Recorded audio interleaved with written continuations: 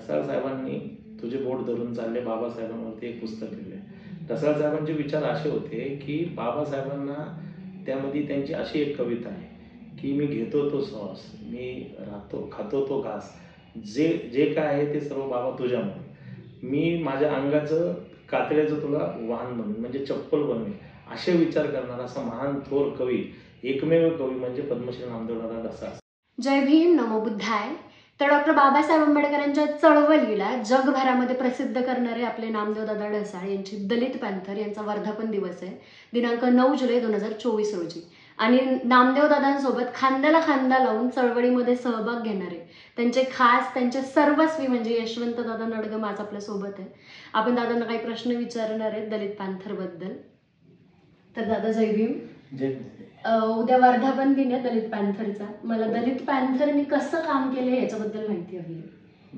हे कसं आहे दीदी, ढसाळ साहेबांना ज्यावेळेस एक खूप मोठे साहित्यिक आहेत, त्यांच्याबरोबर जोई पवार, राजा ढाले ही सर्व साहित्यिक होते. यांना सर्व गोष्टीचं जाण होती की समाजामध्ये घडणाऱ्या गोष्टी ते अभ्यासू होते आणि त्यांना तो त्रास सहन नव्हता होते. त्यावेळेस आहे ना, म्हणजे महाराष्ट्रात नाही पूर्ण भारतभर दलितांवर अन्याय चालू होत्या, स्त्रियांवरती अन्याय चालू होता, अत्याचार कंटिन्यू चालला होता. हा धनदानग्या लोकांचा दलित समाजावरती आणि असा जो आक्रोश होता तो खूप वाढला होता. मग हे चालता चालता चालता चालता रस्त्यावरती ढसाळ साहेबांनी यांनी सर्व साहित्यिकांनी मिळून 1972 रोजी दलित पॅन्थरची स्थापना केली. त्यानंतर दलित पॅन्थर त्या आक्रमक संघटनेचा असा उदय झाला की अख्खा महाराष्ट्र आणि अख्खा भारतभर त्याची छाप पडली. जिथं अन्याय होईल तिथं पॅन्थर पोचायची. नामदेव ढसाळांचं एक घोषवाक्य होतं, टीट फॉर टॅट, जशाच तसे. बावड्याचं प्रकरण असू द्या किंवा मग भोगावचं प्रकरण असू द्या, तुम्ही दलित पॅन्थरचा पूर्व इतिहास पाहिला असेल 1972चा, तो काळ 73-74चा. त्यांनी पूर्ण पंजाबमध्ये दलित पॅन्थर ओपन झाली, हरियाणात ओपन झाली, दिल्लीत ओपन झाली, तमिळनाडू, आंध्र प्रदेश, बँगलोर, पूर्ण प्रत्येक ठिकाणी. आज तुम्ही बघत असाल तर दलित पॅन्थरच्या नावाखाली पाँडिचेरीला एक सोडून 2-2 खासदार आहेत, कितीतरी आमदार आहेत, फक्त दलित पॅन्थरला प्रेरित होऊन. एक चर्मकार समाजाचा, जो त्याचा वडील चर्मकारी आत्ता पण करत होते, त्याचा मुलगा खासदार झाला. असे दलित पॅन्थरला प्रेरित होऊन अनेक ठिकाणी त्यांनी ब्लॅक पॅन्थरचा अभ्यास केलेला होता. म्हणजे हे अभ्यासू साहित्यिक होते. त्या हिशोबाने दलित पॅन्थर अशी ओपन केली. आणि तुम्ही दादांसोबत पहिल्यापासून काम केलंय, तर दादांचे जे विचार होते डॉक्टर बाबासाहेब आंबेडकरांची चळवळ समाजात नेण्याची, ती त्यांच्या मनात जी आग लागलेली होती बाबासाहेबांच्या चळवळीला समाजामध्ये न्यायची, ती तुम्ही किती जवळून बघितलेली? मी दादांबरोबर आता 24 वर्ष मला होतात. ढसाळ साहेबांचं महापरिनिर्वाण होऊन देखील 6-7 वर्ष झाले. मी दादांबरोबर जेव्हापासून जॉईन झालो, मी दादांच्या संघटनेवर, दादांवरती मला अतिशय म्हणजे अतिशय प्रेम. ढसाळ साहेबांनी तुझे बोट धरून चालले बाबासाहेबांवरती एक पुस्तक लिहिले.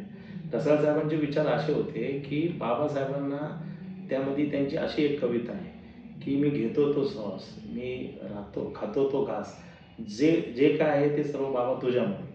मी माझ्या अंगाचं कातड्याचं तुला वाहन बनवेन, म्हणजे चप्पल बनवेन, असे विचार करणारा असा महान थोर कवी, एकमेव कवी म्हणजे पद्मश्री नामदेवदादा ढसाळ. समाजाबद्दल कुठेही काय झालं तर त्यांना वेदना व्हायची.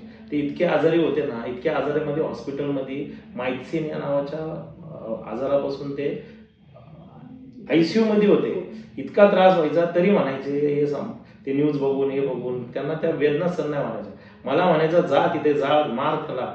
म्हणजे इतक्या म्हणजे त्या समाजाबद्दल असणारं प्रेम, त्या वयात त्या हॉस्पिटलमध्ये ICU मध्ये देखील त्यांना त्रास व्हायचा. असा नेता होणे नाही.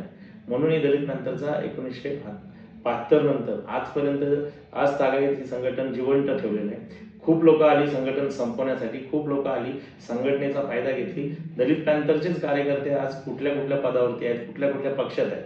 आज डॉक्टर रामदासजी आठवले साहेब आज पण पद्मश्री नामदेव ढसाळबरोबर एकदम इमानदार आहेत. आज बी ते कुठेही तरी सांगतात की मी पॅन्थर आहे. आज बी आठवले साहेबांना इच्छा आहे. महाराष्ट्रभर गेल्या वेळेस आठवले साहेबांनी सुवर्ण उत्सव पूर्ण महाराष्ट्रभर त्यांनी वर्धापन दिवस घेतले, सुवर्ण महोत्सव साजरा केला. त्याची सांगता औरंगाबाद या ठिकाणी केली, जिथं नामांतरण घडून आणलं पॅन्थरनी, तिथं सांगता केली आणि घोषणा केलेली की येत्या लवकरच आपण पुन्हा एकदा दलित पॅन्थर आपण सर्व समाजातील साहित्यिक, लेखक, कार्यकर्ते घेऊन दलित पॅन्थर ओपन करू. दादा आजची जी युथ आहे ना, आजची जी पिढी आहे, म्हणजे तुम्ही ज्या वयात आहात त्या त्या वयातल्या लोकांना दलित पॅन्थर काय आणि दलित पॅन्थरनी काय चळवळ केली हे सगळं माहिती आहे. पण माझ्या एजचे जे लोक आहेत त्यांना दलित पॅन्थर काय आणि तिचं काम काय, अन्यायावरती माती कशी करते हे माहीतच नाही किंवा कसं करायचं. आपले लोक सहसा कुठं काही अन्याय झाला, अत्याचार झाला की निळे झेंडे उचलतात आणि रस्त्यावरती उभे राहतात, आंदोलनं करतात. पण तुम्हाला असं वाटतं का की त्यांच्यामध्ये ती पॅन्थर स्टाईल कुठं कमी पडते म्हणून? त्यासाठी दीदी मी प्रामाणिकपणे पद्मश्री नामदेव ढसाळांचा विचाराचा वारसा घेऊन चाललोय. आता उद्या 52वा वर्धापन दिवस आहे. इतक्या थाटामाटात 52वा वर्धापन दिवस यासाठी साजरा करतो. एवढी जाहिरात, एवढी पूर्ण प्रेसपासून मीडियापर्यंत मी का सोशल मीडियापर्यंत पोहोचवतो की येणाऱ्या पिढीला दलित पॅन्थर काय होती हे माहिती पाहिजे. म्हणून मी सर्वांना हात जोडून नम्र विनंती करतो की बालगंधर्वला उद्या सायंकाळी 4 ते 7 दलित पॅन्थरचा वर्धापन दिन साजरा होतोय. त्यात चांगले विचार तुमच्यापर्यंत पोहोचण्यासाठी मी थोर कवी, थोर साहित्यिक लोकांना तुम्हाला दलित पॅन्थर काय आहे हे समजण्यासाठी निमंत्रण देत आहे. आज मी जवळजवळ महाराष्ट्रामध्ये जे पॅन्थर स्टाईलमध्ये कामं करतात, जो दिन दलित गरीब शेवटच्या माणसाच्या, शेवटच्या घटकाच्या माणसापर्यंत पोहोचून त्यांच्या अन्यायाला वाचा फोडून त्याला न्याय देण्याचं काम ही पॅन्थर करते. हे कुठल्या पद्धतीने करते, कशी करते हे तुम्हाला उद्या समजेल. म्हणून मी हा 52वा वर्धापन दिवस त्या थाटामाटात उद्या साजरा करणार.